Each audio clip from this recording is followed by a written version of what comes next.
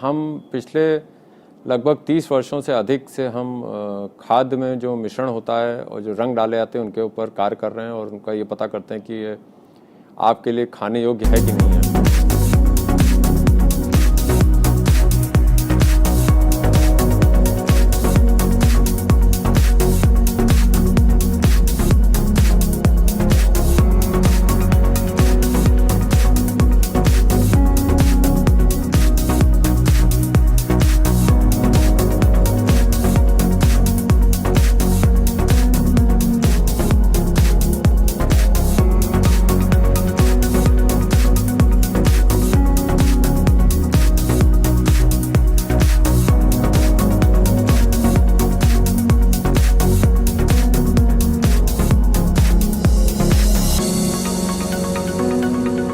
जो हमारा संस्थान है CSIR का एक अभिन्न अंग है और हमारे संस्थान का नाम भारतीय विश्वविज्ञान अनुसंधान संस्थान है और हम पिछले लगभग 30 वर्षों से अधिक से हम खाद्य में जो मिश्रण होता है और जो रंग डाले जाते हैं उनके ऊपर कार्य कर रहे हैं और उनका ये पता करते हैं कि ये आपके लिए खाने योग्य है कि नहीं है।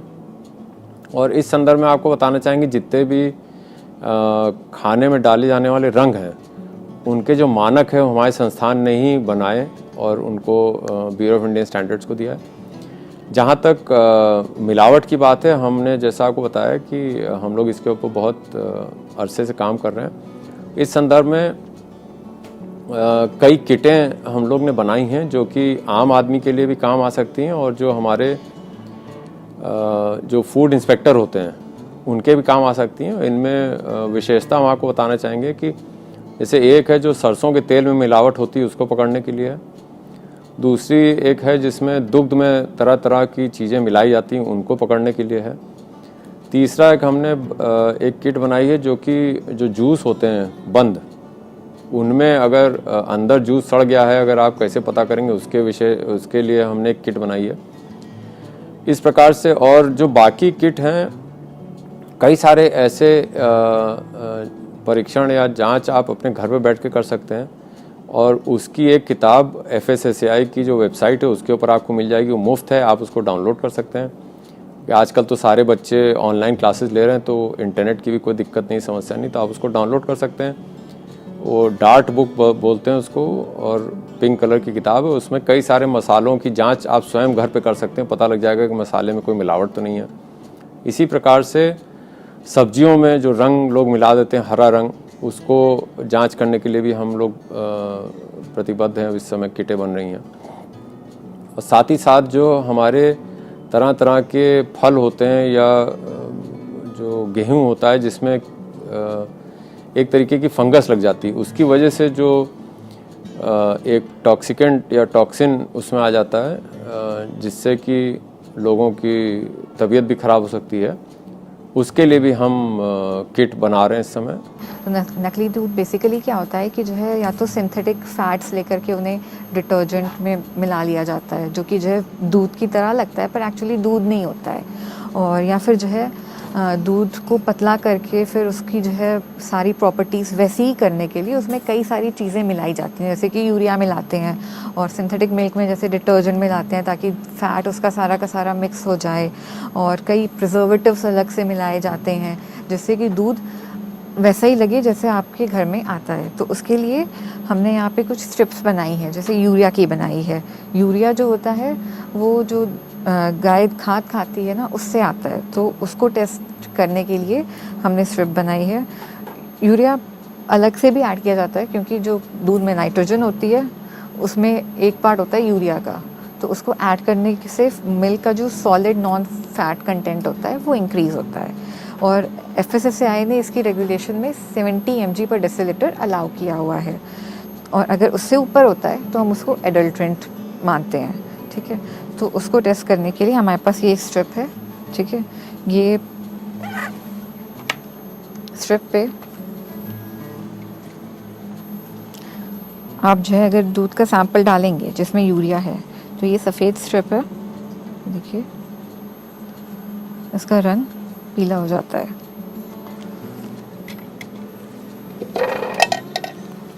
ठीक है, दूसरी हमने स्ट्रिप बनाई है बोरिक एसिड की। बोरिक एसिड जो है वो एक प्रिजर्वेटिव है, अगर इसको आप दूध में डाल देते हैं तो दूध की जो लाइफ होती है, वैसे तो दूध आपका जो है बाहर रखोगे तो 1 दिन में फट जाएगा, पर बोरिक एसिड डालने से बाहर रखने पे भी जो है दूध 3 दिन तक चल जाता है।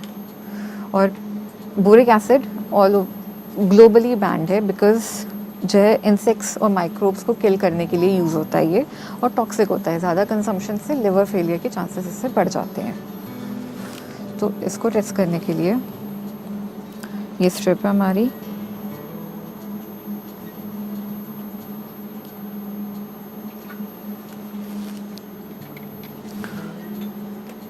इसको डालेंगे आप तो ये ऑरेंज कलर देगी। इसमें थोड़ा सा टाइम लगेगा बट सून इनफ ये येलो से ऑरेंज हो जाती है, यू कैन सी।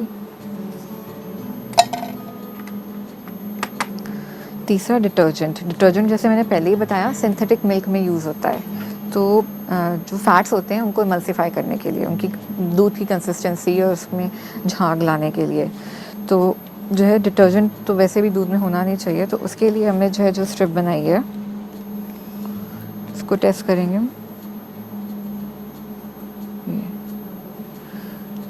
तो ये डिटर्जेंट होने पे दूध में ये कलर में आएगा आपके। और उसके अलावा आपको हम अवगत कराना चाहेंगे कि FSSAI ने इस संस्थान को, यानी भारतीय विज्ञान अनुसंधान संस्थान को फूड रेफरल सेंटर और की एक हमको इस्टेब्लिश कर दिया है, और रेफरेंस सेंटर भी इस्टेब्लिश किया है। इसका मतलब ये है कि जो हमारे फूड इंस्पेक्टर हैं, डिस्ट्रिक्ट फूड इंस्पेक्टर, अगर उनको कोई ऐसी चीज़ लगती है कि कंफर्म नहीं हो रही या उनको पुनः जांच करानी, या किसी आदमी को लगता है कि साहब वो जो उन्होंने जांच करी वो ठीक नहीं है, हम दोबारा जांच कराना चाहते हैं, तो वो सैंपल हमारे यहाँ आएंगे। जो एक बार हम लोग ने फाइनल कर दिया वो फाइनल माना जाएगा FSSAI की तरफ से।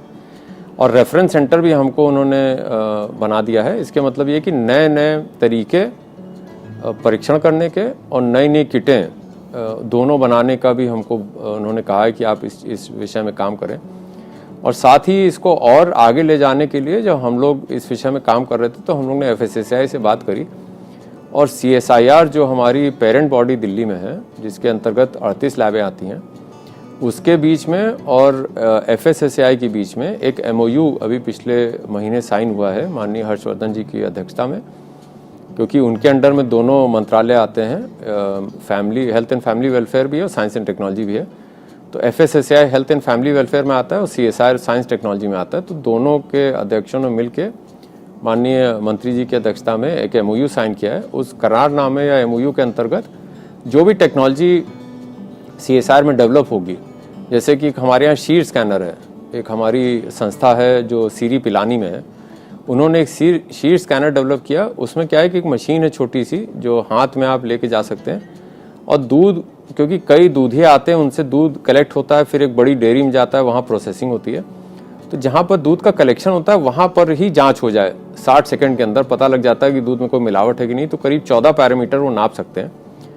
तो वो जो मशीन है वो हमारे सीरी पिलानी ने बनाई, और अभी तक लगभग 1000 मशीनों से ऊपर इस्तेमाल हो रही हैं अलग अलग जगहों पे।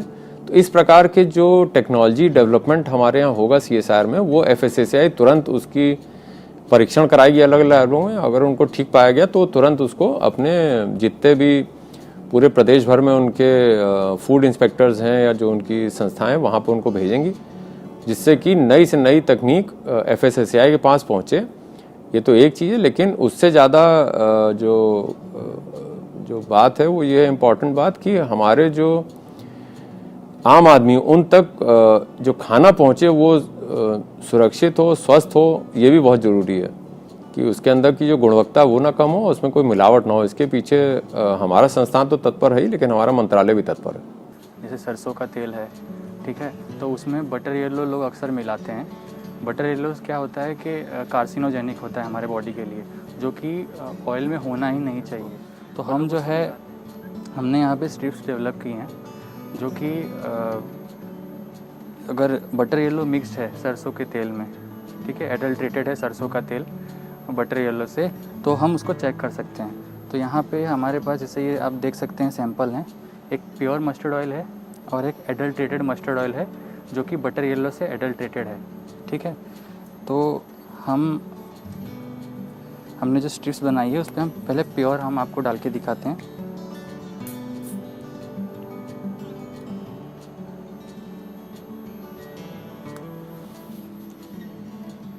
हमने यहाँ इस पर प्योर डाला, प्योर मस्टर्ड डाला, इससे कलर में कोई चेंजेस नहीं हुआ।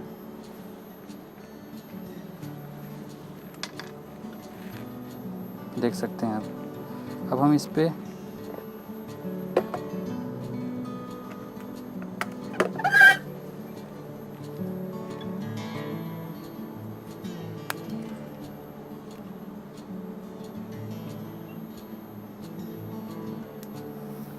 हम इस पे मस्टर्ड ऑयल डालेंगे जो एडल्ट्रेटेड है बटर येलो से। तो आप देखेंगे कि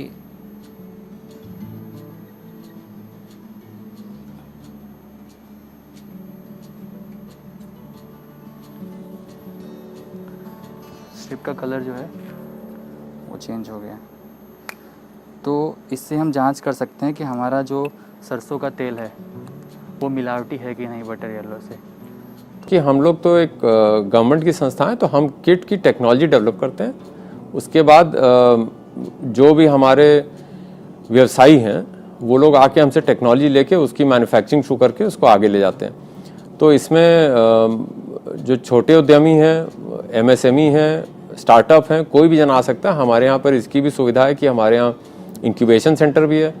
अगर कोई छोटा उद्यमी या कोई स्टार्टअप ऐसा है जो चाहता है कि हमारे यहाँ पर इंक्यूबेट करके वो चीज़ बनाए, हमारे वैज्ञानिकों के साथ मिलकर आगे काम करे, तो उसकी भी हमारे यहाँ व्यवस्था है।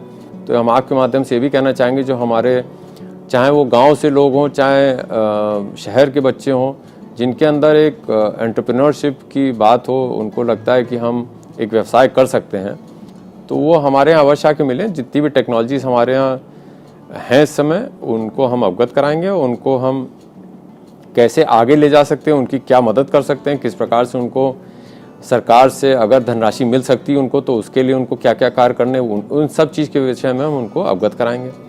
इस प्रकार से हमारी टेक्नोलॉजीज़ आम आदमी तक पहुंचती हैं।